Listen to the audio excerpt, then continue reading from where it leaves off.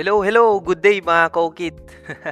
Isa ka ba sa mga makakalimutin tulad ko or tamad mag-browse ng mga ginamit nating file before dito sa sa computer natin?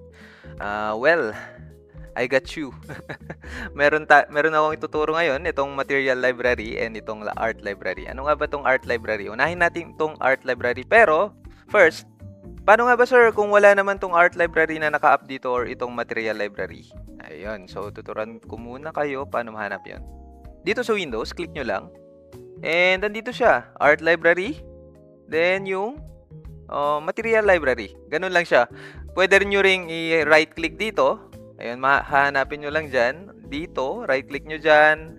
Right click nyo dyan. Right click nyo dyan. Makikita nyo yan. So, ganun siya. Unahin muna natin itong art library.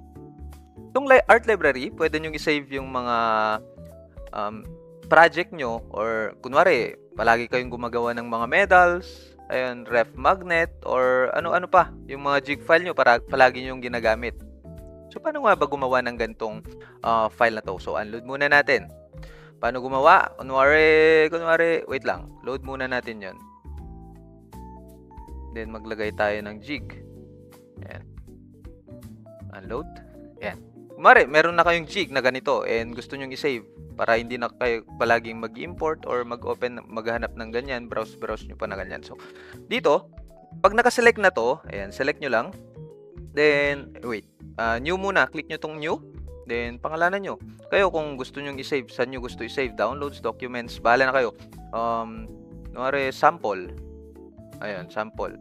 PSP. Ayan, sample na lang. Ito yung naman yung file type niya. lbart.lbart. So, save nyo na. Pag meron na dyan, sample, pwede nyong select ulit ito.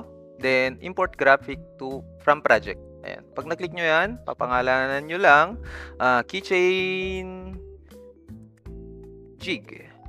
Ayan. Andyan na siya. O, napunta na siya dyan. Actually, meron pang isang way kung paano mag-import ng file dito. So, click lang natin itong import. Pare, meron kayong nabili na jig file or may binigay sa inyo. Pero itong pixie jig natin. Click lang natin. Click natin yung import. Then, double click. Pwedeng double click or itong open. Ayan. Napunta na siya dyan. Ganun. Pwede tayong mag-import din ng ganung way. Then, pag, kunwari, gagawa uli kayo, gagamitin nyo yung jig. Pag-open nyo ng Lightburn, ayan, close ko muna. Okay, nakasave na yan. Close ko muna. Discard ko na lang. Then, open ko yung Lightburn. Tagal. Ayan. So, click nyo lang. Open nyo ulit yung art library. Pag hindi naka-up dito, open nyo lang ulit. Click nyo tong sample. Then, may tatlong way para mapunta siya dito sa canvas natin or work area dito sa Lightburn. So, double click. Mapupunta siya dyan. Isa pa, sa bang way is click nyo yan. Single click. Then, add graphic to project. Ayun. And isa pa last, galing muna natin, pwede nyong drag and drop. So, ayun. Pwede kayong mag-add kahit ilang mga dito, mga graphics or And pwede rin kayong mag-add ng iba pang mag-load or gumawa ng iba pang dito, files.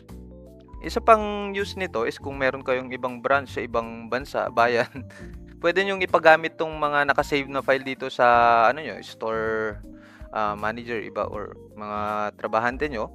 Hanapin nyo lang yung file dito. Ako nandito sa sa downloads. Copy nyo to or send nyo sa kanya.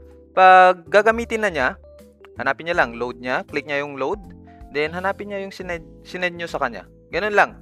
As simple as that. So, ayun yung art library. Marami siyang paggagamitan. Kayo nang bahala kung anong gusto nyong i-save dyan. Next naman is dito tayo sa material library. Itong mga tabs pala na to, itong mga window na to, Lightburn window, pwede natin siyang ilipat-lipat. Pwede dyan or pwede dyan. Lagay natin sa taas. Ayun. Nga pala, may mga ibang LB user na mga bagong LB user na nawawala to. Itong dito, color palette. Minsan hindi naka-check dito yung color palette nila. Check nyo sa Windows, color palette, hanapin nyo. Pero kung naka-check naman, tapos wala din to, ito lang yung solusyon. Click nyo to. Yan. Click nyo lang yan. Then, maximize nyo ulit. Ito lang yung solusyon. Ganyan. Tapos maximize. Ganun lang. Magpapakita na yan. Pag di pa nagpakita, bahala ka na sa buhay mo. Etong material library naman, dito natin isa-save yung mga settings. Kunwari, may nagbigay sa'yo ng settings, baguhan ka lang, may nakita kang settings sa basswood, yung engrave nila sa basswood, basswood. Gusto nyong i-save, tamad kang magsulat. Ito na yung solusyon, material library. So, paano nga ba ito ginagamit? Kunwari, pangalan, yung i-engrave mo, Makoy. Tapos, yung settings niya is ito pa lang 6020, naka-default siya na ganyan. And hindi naman to yung gagamitin mo. Kunwari 10 watts yung machine mo. Meron akong naka-save dito mga ganyan. Pero tamad din akong mag-load ng mga settings dito. So ginamit ko lang yan pag nag-tutorial kami sa Gmeet. Pero ito, kunwari may nakita kang settings sa mga kakilala mo. Ang gamit nila is 6585. Ito yung nakalagay sa kanila. 6,000 speed, 85 yung power, and naka-fill yan, syempre engrave, and naka 0.08 yung interval niya. Sample lang to I'm not saying na ito yung gagamitin nyo palagi. Kasi personal preference naman yun kung gusto nyo ng lighter output or darker output. Rule of thumb sa engraving. Kung gusto nyo ng lighter output, taasan nyo yung konti yung speed kung medyo sunog. Pwede kayong constant yung max power nyo. Or kung gusto nyo naman ng masyadong light yung output nyo, babaan nyo yung speed. Ganun lang siya. Pwede nyo gawing constant to. Kung ano lang naman. Hindi naman portrait engraving yung gagawin nyo. Pwedeng itong na lang. 318 or 0.08 yung gamitin nyo. So much for that. Ito munang ang pag-uusapan natin. Material library. So, nakaset na. Ito yung gamit ng kakilala nyo or nakita nyo lang sa GC natin. 6,085. Ayan. So, nakaset na yan. Fill mode. Gagawa na tayo ng material library file natin. So, click natin tong nakaset na yung lahat ng settings natin. Yan yung settings ng kakilala natin kuno. Create new from layer. Ayun. Click lang natin yung create new from layer. Then, material, basswood. Yan. So, since engrave yung gagawin natin, click natin tong no thickness. Ayan. Title, engrave. Tapos yung description, dark, medium, light. Kayo na bahala. Ayan. Excuse. Click natin okay.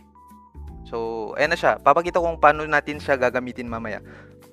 Gagamitin nyo to for future purposes. Save natin. Click natin yung save. Then, pili ulit kayo kung saan nyo isa-save yung file. Ito naman yung file type niya, .clb. So, dito sa downloads, lagay uli natin sample. Ayan. Save.